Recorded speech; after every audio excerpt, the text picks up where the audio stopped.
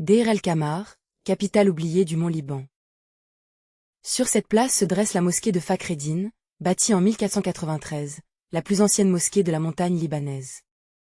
En 1836, l'explorateur britannique John Cairn grave Deir el-Kamar aux côtés du palais de Beth Eddin, déjà indissociable dans l'histoire du mont Liban. Un siècle plus tard, l'émir Fakhreddin II fait de Deir el-Kamar la capitale du mont Liban, résidence des dynasties Mahan puis Chehab. L'ancien sérail de l'émir devient un camp à soie et à bijoux, avant d'accueillir aujourd'hui l'Institut français, dans une cour restée intacte. Classée zone protégée depuis 1945, Deir el-Kamar a gardé ses ruelles pavées et ses maisons de pierre, quand tant d'autres villages ont disparu. En juillet 1860, l'Illustrated London News publie cette gravure de Deir el-Kamar, dévastée par les massacres qui opposent druzes et chrétiens de la montagne. Cette stèle rappelle les massacres de 1860, quand la ville chrétienne, entourée de villages druzes, paya un lourd tribut aux tensions de la montagne.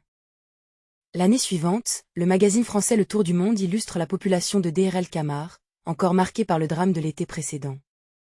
Dès 1864, Deir el-Kamar se dote d'un conseil municipal, l'un des tout premiers du Liban et du monde arabe.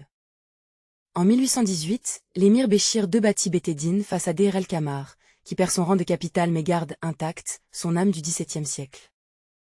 Suivez Libna News pour découvrir chaque semaine un nouveau PAN du patrimoine libanais.